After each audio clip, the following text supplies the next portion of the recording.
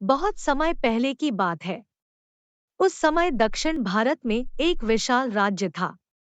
उस राज्य का नाम महिलारोप्य था। जैसा राज्य महान है, वैसा ही उसका राजा है।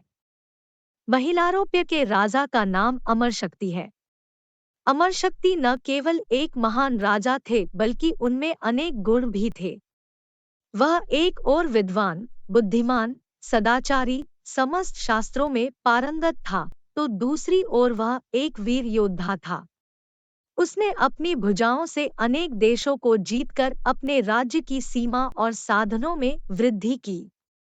इतना बड़ा राजा होते हुए भी वह खुश नहीं था। एक दिन राजा अमरशक्ति पात्रमित्र के साथ बैठक में बैठे थे। बुद्धिमान मंत्री और अनुभवी अमात्य राज्य में उसकी सहायता कर रहे थे। पहरेदार कैदी राजा की जीत का नारा लगा रहे थे। न्यायप्रिय प्रजा राजा के न्याय से प्रसन्न होकर उसकी प्रशंसा कर रही थी।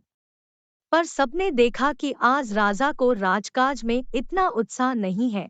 वह गंभीर राजकाज के बारे में क्या सोच रहा है? इस विचार पर वृद्ध मंत्री सुमति का ध्यान गया। राजा को चिंतित और दुखी देखकर उसने कहा, महाराज, आपका शरीर और मन स्वस्थ नहीं लग रहा है। राजा ने कहा, मंत्री जी, आपकी धारणा सत्य है। सच में मेरा दिमाग और शरीर स्वस्थ नहीं है।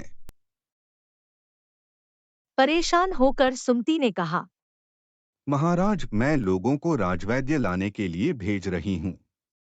भगवान आपका भला करे। फीकी मुस्कान के साथ राजा ने कहा, मंत्री जी, आप मेरे परम हितैषी हैं, लेकिन यह दवा का काम नहीं है। यह इलाज दवा से नहीं होगा।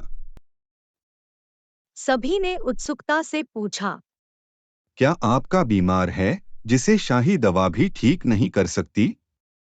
राजा ने आह भरी और कहा, मेरे 3 मूर्ख और सिद्धांतहीन पुत्र इस बीमारी का कारण हैं। जब मैं इन 3 मूर्ख पुत्रों को याद करता हूँ, तो मुझे यह परिवार पसंद नहीं है। इससे तो निःसंतान होना अच्छा था। सभी मंत्रियों ने कहा। महाराज, ऐसी बात मत करो। राजा ने फिर कहा, मंत्रियों और विद्वानों ने कहा है, अजन्मा मृत मूर्ख मृत। जीवन भर के लिए बस थोड़ा सा दुख इकट्ठा हो गया, अर्थात निःसंतान होना अच्छा है।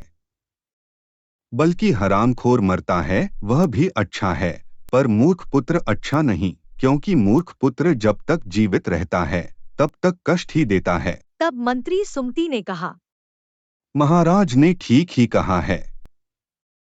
मूर्ख पुत्र होने से अच्छा है कि कोई पुत्र न हो, लेकिन कुमारों को शिक्षित होना चाहिए। राजा ने कहा, मेरे वेतनभोगी मंत्रिमंडल में 500 विद्वान हैं। यदि वे अपने पुत्रों को शिक्षित करने का प्रयास करते हैं और असफल होते हैं, तो वे कैसे शिक्षित होंगे और उन्हें कौन शिक्षित करेगा?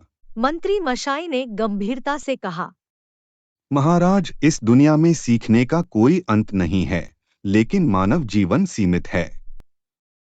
इसलिए सभी के लिए सभी विषयों को सीखना संभव नहीं हो सकता है। मुझे लगता है कि राजकुमारों को सभी नैतिकता संक्षेप में सिखाई जानी चाहिए। सभा में सभी ने वृद्ध मंत्री की बुद्धिमानी भरी बातों का समर्थन किया। तब बुद्धिमान वृद्ध मंत्री ने आगे कहा, महाराज, मैंने सुना है कि विष्णु शर्मा नाम के एक विद्वान हैं। उसे लाने के लिए दूत भेजे जाएं, जिसका नाम भारत में एक शिक्षक के रूप में प्रसिद्ध है। उसे राजकुमारों की शिक्षा सौंप दें। कुछ दिनों बाद 80 वर्ष का एक बूढ़ा, सीधा, शांत, सौम्य, धन्य ब्राह्मण आया और उसने महाराजा को आशीर्वाद दिया। परिचय दिए जाने पर राजा अमर शक्ति ने कहा, मनीषी विष्णु शर्मा, कृपया बैठ जाइए। विष्णु शर्मा के आसन ग्रहण करने पर राजा ने कहा, आपके ज्ञान और विद्वता का यश दूर दूर तक फैल गया है। भारत भूमि में आपको कौन नहीं जानता। आज मैं आपसे एक निवेदन करूंगा। यदि आप कृपा करके मेरे तीनों मूर्ख पुत्रों की शिक्षा ग्रहण करेंगे, तो मैं आपका आभारी रहूंगा। मैं बदले में आपको 100 ग्राम दान करने के लिए तैयार हूं। विष्णु शर्मा ने शांत स्वर में कहा, महाराज, मैं ज्ञान नहीं बेचता। मेरी उम्र के बारे में सोचो, ए बॉय से गांव का क्या करें। हालांकि आपके अनुरोध पर मैंने आपके 3 बेटों की शिक्षा का जिम्मा संभाला। राजा विष्णु शर्मा की बातें सुनकर प्रसन्न हुए और कहा, आप वास्तव में महान हैं। विष्णु शर्मा ने कहा, महाराज, मैं वचन देता हूँ, यदि मैं 6 महीने के भीतर आपके पुत्रों को सभी नैतिकता की शिक्षा नहीं दे सका तो मुझे नरक में रहने दो। विष्णु शर्मा के इस महान वचन को सुनकर सभी उनकी प्रशंसा करने लगे। महामती विष्णु शर्मा ने तब 5 तंत्र मित्रभेद, मित्र प्रवंति, काकोलुकिया, लब्धप्राणश और अपरीक्षित करक की रचना की और 6 महीने के भीतर राजकुमारों को शिक्षित किया। विष्णु शर्मा की कठिन प्रतिज्ञा का भुगतान किया।